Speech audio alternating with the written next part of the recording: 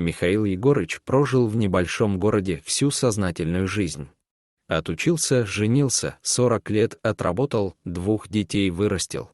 В 63 года остался без жены. Погоревал, а потом вдруг решил переехать в глухую деревню. Отдал детям квартиру, собрал вещи и поехал. Ближе к природе оно и сердцу спокойней. Все развлечение старого человека ограничивалось делами по хозяйству и охотой. «Одна ты меня понимаешь», — приговаривал Егорыч, гладя свою верную подругу, собаку Лику. «Ты мне теперь и за друга, и за помощника». А та от удовольствия прищуривала глаза, припадала на землю и даже пыталась лапами обнять его руку. Старая деревня потеряла свою былую красоту. Если раньше здесь кипела жизнь, то теперь можно было встретить всего парочку пенсионеров. Отец, пожил здесь 2 месяца и хорошо. Возвращайся домой. Чего тебе здесь одному делать? Так я же не один, говорил сыновьям Егорыч. Мы вдвоем с Ликой, и больше нам никто не нужен. А вы езжайте, у молодых дел много. А у нас с подружкой одно дело охота.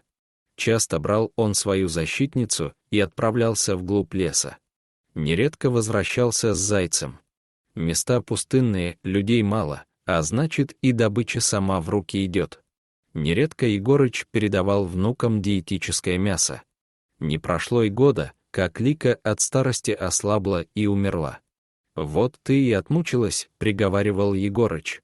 Мужчина не мог поверить, что остается совершенно один. Солнце склонилось к горизонту, а Егорыч прощался с последним своим другом. «Все вы меня бросаете», — печалился мужчина, вдруг вспомнив и свою жену, и свою жизнь. «Опустела моя квартира, опустела и твоя будка», — опечаленно произнес Егорыч вместо молитвы и отправился тосковать в дом. Стал старик ходить на охоту один. Однажды шел по заснеженным тропам и услышал странный писк. Повернулся, сделал несколько шагов в направлении звука и увидел печальную картину. На земле лежал большой капкан, в который по неосторожности попал волчонок. У него были повреждены лапки, и он жалобно стонал. Первым делом мужчина вскинул ружье и направил на волка, и хотел было его застрелить, но животное потянулось носом к человеку, а в глазах мелькнула паника. У старика перехватило дух. «И давно ты здесь лежишь?» — спросил у волчонка Егорыч. «Больно тебе, малыш». Он осторожно освободил животное, взял на руки и забрал в избу.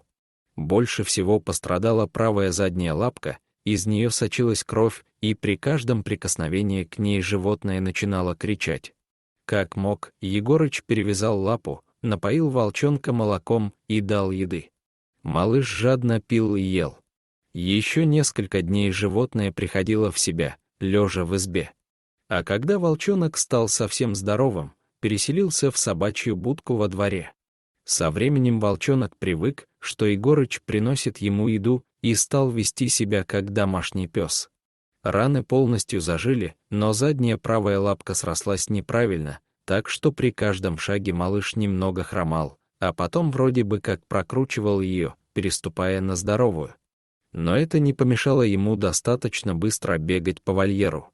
Шли дни, и лесной гость стал совсем уж взрослым.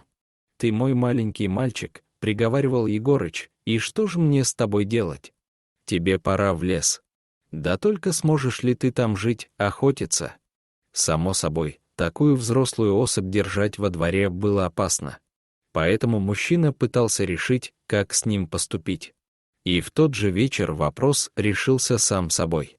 Еще до темноты услышал Егорыч какую-то возню в вольере, вышел и увидел, что волк бегает из стороны в сторону, мечется и не находит себе места.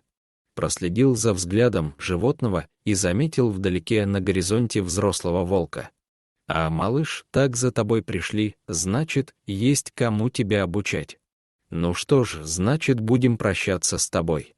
Егорыч открыл вольер, отступил подальше и наблюдал, как волчонок возвращается в привычную среду обитания. Остался старик вновь один. Продолжал ходить на охоту и заниматься хозяйством. А потом произошел случай, который доказал, что животные помнят доброту, от кого бы она ни исходила. Бродил Егорыч по лесу, и все впустую. В тот день добычи не было. Проходил достаточно долго и понял, что забрел далеко. Так что повернул в направлении дома и потихоньку шел. Солнце уже давно повернуло с полудня, и близился вечер. Через 3 шага остановился он, как вкопанный. Прямо перед ним стояли 2 волка и зло скалились на него. Сердце мужчины ёкнуло. Особенно после того, как он нащупал в кармане патроны к ружью. «Не зарядил, старый я дурак», мелькнуло в голове у Егорыча.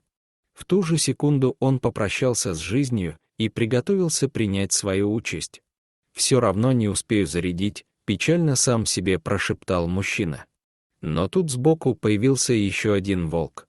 Он медленно подошел, припадая на заднюю правую лапу и смешно выкручивая ее при каждом шаге. Мужчина сразу же узнал своего малыша. Хромой волк пристально поглядел в глаза человеку, а потом увел свою стаю в лес. Егорыч так и простоял, не шевелясь, еще несколько минут, пока понял, что опасность миновала. Привел дыхание в порядок и медленно, все равно оглядываясь, пошел он в сторону дома. Лишь закрыв за собой дверь, старик окончательно выдохнул и успокоился. «Вот ведь как бывает», — подумал мужчина, — «дикое животное и то добром за добро платит, не то что человек. Бывает, в глаза улыбнется, а в спину нож засадит». Понял старик в очередной раз, что как относится человек к животным, так и животные поступят. Они всегда будут благодарны и верны тем, кто их спас и был к ним добр. Дорогие зрители, если вам понравилось это видео, то ставьте лайк и подписывайтесь на наш канал. До свидания.